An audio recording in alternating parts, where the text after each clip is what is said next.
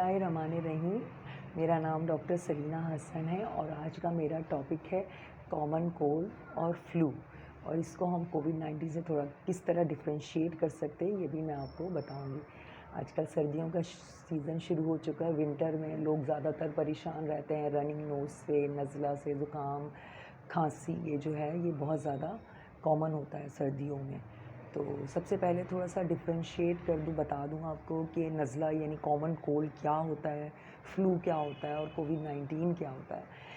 Basically जो आपको अगर नज़ला होता है जिसको हम कॉमन कोल्ड कहते हैं, मोस्ट कॉमन दुनिया में जो बीमारी है सबसे ज़्यादा वर्ल्ड में वो है नज़ला यानी कॉमन कोल्ड। और उसके 200 वो वायरल एक इन्फेक्शन होता है और उसके 200 वायरसेस हैं जो उसको कॉज करते हैं। लेकिन जो सबसे कॉमन कॉज है कॉमन कोल्ड का, नज़ले का, वो है राइनो वायरस। ठीक है।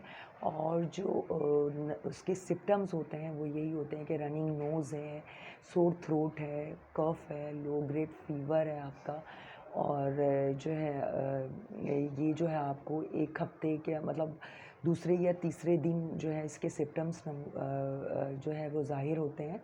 और इसके सिम्टम्स जो होते हैं वो सेकंड डे में मैक्सिमम ज़्यादा शुरू होते हैं और 5 दिन के अंदर 5th डे में उसके सिम्टम्स कम होना शुरू हो जाते हैं।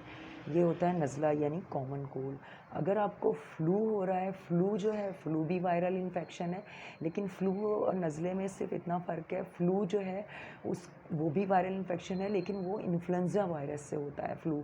और फ्लू थोड़ा सीवियर होता है, उसमें रनिंग नोज़ ज़्यादा होता है, नज़ला ज़्यादा हो, आपको नाक ज़्यादा बहती है, आपके गले में ज़्यादा दर्द होता है, आपको जो है खांसी होती है, आपको बुखार हो सकता है, आपके बॉडी में पेन होता है, बॉडी एक होता है, तो थोड़ा सीवियर होता है। और ये 1 हफ्ते से ज़्यादा भी रह सकता है, 2 वीक्स तक भी जा सकता है। जो इन्फ्लुएंजा वायरस की वजह से जो हमें कॉमन कोल्ड की जगह जो हमें फ्लू होता है, और फ्लू जो है वो आपकी कॉम्प्लिकेशंस भी कर सकता है। फ्लू की वजह से आपको साइनोसाइटिस भी हो सकता है, आपको अपर रेस्पिरेटरी इन्फेक्शन यानी नमूनिया भी हो सकता है। तो फ्लू ज़्यादा सीवियर होता है नज़ले से। ठीक है, एक फ्लू हो गया। अच्छा, हमारे पास एक और सर्दी में जो हम 2 साल से जिस एपिडेमिक से गुजरे हैं उसका नाम है कोविड-19। अच्छा, उसका भी साइन एंड सिम्टम्स काफ़ी हद तक जो है वो फ्लू लाइक और कॉमन कोल्ड की तरह होता है।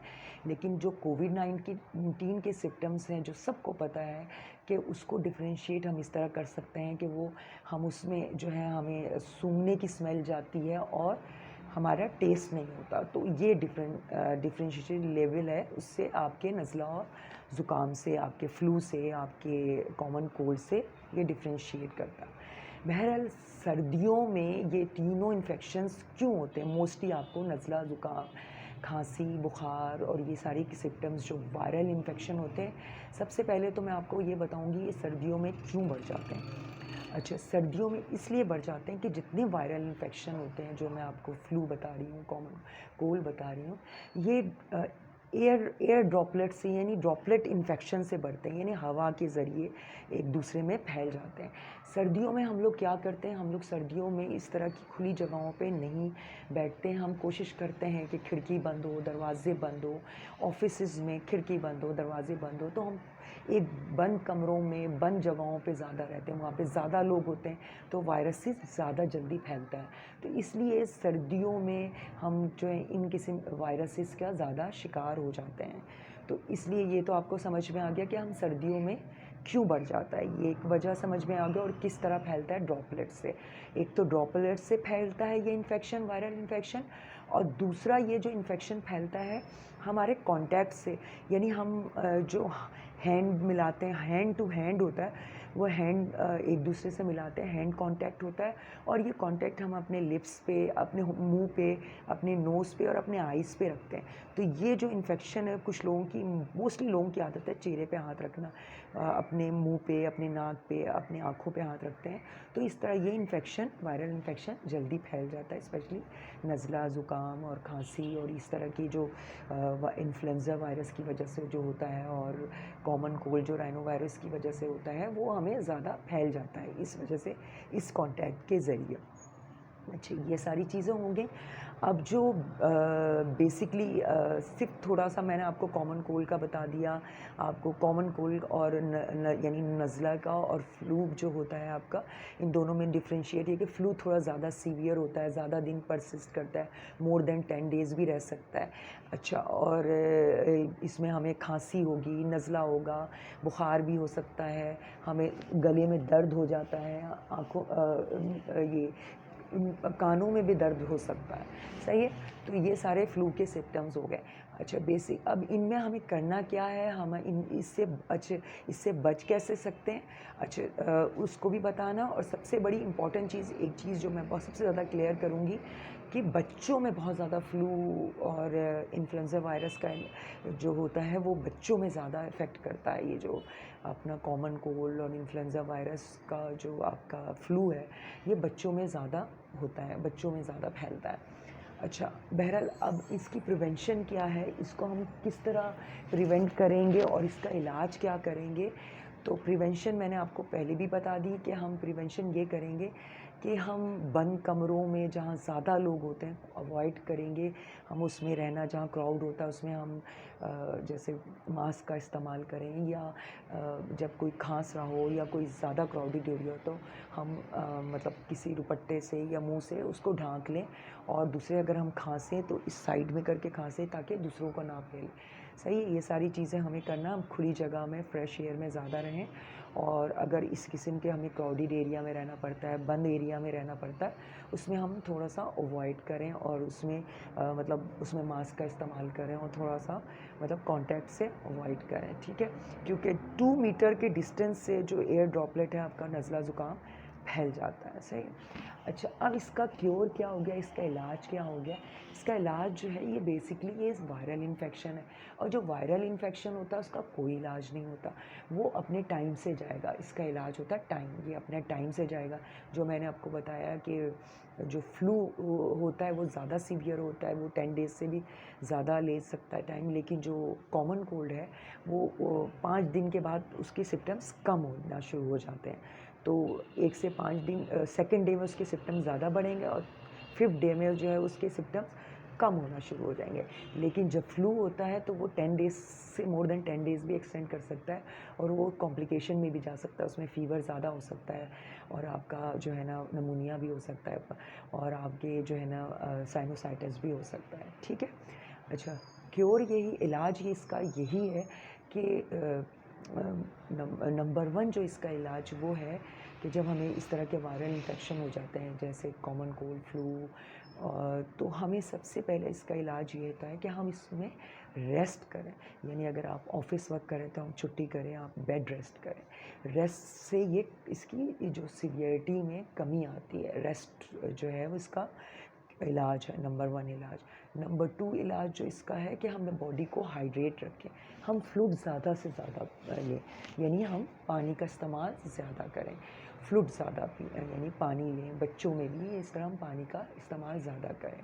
अच्छे, तीसरी चीज़ जो आ जाती है स्पेशली बच्चों में जो आ जाती है वो ये है कि हम जो है ना हॉट हॉट ड्रिंक्स ज़्यादा लें।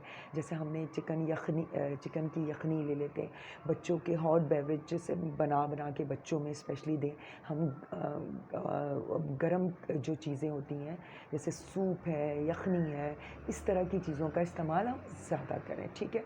और चौथी चीज़ ये हो जाती है अगर हमें गले में बहुत दर्द हो रहा है, खांसी ज़्यादा हो रही है, तो हम सॉल्टेड वाटर यानी गर्म पानी लेंगे, उसमें पिंच ऑफ सॉल्ट यानी नमक डालेंगे। आप उसको चाय की तरह पी भी सकते हैं, या फिर उस नमक डाल के आप गागल्स भी कर सकते हैं। तो सॉल्ट वाटर का इस्तेमाल यानी नमक के पानी से आप गागल्स भी कर सकते हैं। और मैं तो ज़्यादातर पर्सनली पसंद करती हूँ अगर पिंच ऑफ नमक अगर एक गिलास पानी में डालें और उसको चाय की तरह मतलब सिप्स लेके थोड़ा थोड़ा पिएँ, तो आपके सूदिंग इफ़ेक्ट होता है और वो आपके उसके सिम्पटम्स को फ्लू और नज़ला और ज़ुकाम के सिम्पटम्स को, उसके साइंस को कम करेगा, ठीक है?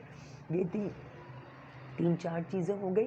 और चौथी ये कि आप ऐसे बच्चों को इस तरह के या खुद भी इस तरह ह्यूमिडिफाइड एयर हो जहाँ पे फ्रेश हो। सर्दियों में ठंडी जो हवा होती है वो ड्राई होती है, तो अब ह्यूमिडिफाइड अगर आपका कमरा है, एयर है, तो उसमें रहें आप। ठीक है। इसके अलावा ये है कि आप सक्शन बच्चों में स्पेशली नोज़ के छोटे बहुत छोटा बच्चा होगा तो उसमें नेज़ल ड्रॉप्स इस्तेमाल करते हैं। नॉर्मोसलाइन के ड्रॉप्स आते हैं जो कि आप छोटे बच्चों में नाक में डाल सकते हैं, वो कर सकते हैं। या सक्शन कर सकते हैं बच्चों में ना कि नेज़ल एयरवे आपका क्लियर हो। और बड़ों में जो है नेज़ल डीकंजेस्टेंट आते हैं जो कि आप डाल सकते हैं, वो छोटे बच्चों में नहीं कर सकते, बड़ों में नेज़ल डीकंजेस्टेंट इस्तेमाल कर सकते हैं। ठीक है। बेसिकली मेरा ये टॉपिक जो है बहुत ही कॉमन चीज़ पे है और मैंने आपको बता दिया इसमें कोई एंटीबायोटिक आप यूज़ नहीं करेंगे। इसका इलाज टाइम है, वक्त है, यानी वक्त के साथ इसके सिम्पटम्स कम होंगे और आप ठीक हो जाएंगे। नहीं, कोई एंटीबायोटिक यूज़ नहीं करना, बस इस सिम्प्टोमेटिक चीज़ें करें। आप एंटीहिस्टामिन इसमें इसका जो इलाज है एसिटोअमाइनोफेन एंड आइबोब्रूफेन इस्तेमाल कर सकते हैं, यानी एंटीहिस्टामिन्स जो आप एलर्जी की दवाई जो होती है वो खा सकते हैं आप, और एंटी एलर्जिक जो दवाइयाँ होती हैं वो खा सकते हैं। पेन किलर इस्तेमाल कर सकते हैं, बुखार है तो आपको पेन किलर इस्तेमाल कर सकते हैं। गागल्स का मैंने आपको बता दिया, ये सिम्प्टोमेटिक ट्रीटमेंट करते हैं, आपको इसमें कोई एंटीबायोटिक की ज़रूरत नहीं होती। तो आज का टॉपिक मेरा ख़ास तौर पर सर्दियों के लिए मैंने ये कॉमन कोल्ड कफ का बताया है, जिसकी और वजह भी बता दी कि सर्दियों में क्यों हो जाता। और एक और लास्ट पॉइंट जो मैं आपको बताना चाहती कि रात को आपको खांसी और सिम्पटम्स क्यों ज़्यादा हो जाते हैं कि जब हम लेटते हैं, जब हम सोने की कोशिश करते हैं तो हमारे थ्रोट में वो म्यूकस जमा हो जाता है, तो जिसकी वजह से रात को खांसी ज़्यादा होते हैं और सिम्पटम्स ज़्यादा आपके नुमायाँ हो जाते हैं, आपके ज़्यादा ज़ाहिर हो जाते हैं। आपको खांसी ज़्यादा होगा, आपको रनिंग नोज़ ज़्यादा होगी, आपके पानी ज़्यादा बहेगा। अच्छा, अगर रनिंग नोज़ है और उसमें बाज़ दफ़ा येलो भी हो जाता है तो उसमें भी एंटीबायोटिक की ज़रूरत नहीं होती। आप उसमें भी जो है आप टाइम का इंतज़ार करेंगे, इंशाल्लाह वक्त के साथ सिम्प्टोमेटिक ट्रीटमेंट लेंगे और इंशाल्लाह वक्त के साथ वो चीज़ सही हो जाएगी। तो आज का मेरा टॉपिक आपको बहुत कॉमन था और मैं इसीलिए फ्रेश एयर में आई। तो सर्दी का मतलब ये नहीं होता कि हम सर्दी में घर में कमरे में बंद होके बैठ जाएं। सर्दी में भी हम फ्रेश एयर में बैठ सकते हैं, सिर्फ फ़र्क ये है कि हम थोड़ा अपना सर और अपना जो है कान ये कवर करें, हम अपना चेस्ट कवर करके रख सकते हैं। अगर बहुत सर्दी है तो पैरोफ्रीज यानी पाँव और हाथ के जो हिस्से हैं वो भी कवर करेंगे, तो हमें सर्दी से इस फ्रेश एयर से हमें कोई नुकसान नहीं होगा। बल्कि सर्दी में हम बंद कमरों में रहते हैं तो उसमें ज़्यादा इन्फेक्शन वायरसेस जमा हो जाते हैं और हमें जल्दी इन्फेक्शन हो जाता है। तो बस आज हमको ये बात बहुत क्लियर करनी थी कि सर्दी में इन्फेक्शन क्यों ज़्यादा हो जाता है। तो सर्दियों में हम बंद कमरों में ज़्यादा रहते हैं, तो खुली जगह में रहें, खुली जगह में बैठें, फ्रेश एयर में बैठें और नज़ला ज़ुकाम फ्लू से जो है वो बचे। और दूसरी है कि नज़ला ज़ुकाम फ्लू से बचने के लिए आपकी इम्यूनिटी भी बहुत ज़रूरी है। अच्छा खाना खाइए, हेल्दी फ्रूट्स लें, हेल्दी खाना खाएं ताकि आपकी इम्यूनिटी बढ़े और आप इन वायरल इन्फेक्शन से मुकाबला कर सकें। आज के लिए मेरा टॉपिक जो है आज के लिए इतना ही काफ़ी है। खुश रहें, सलामत रहें, आबाद रहें। अल्लाह हाफ़िज़।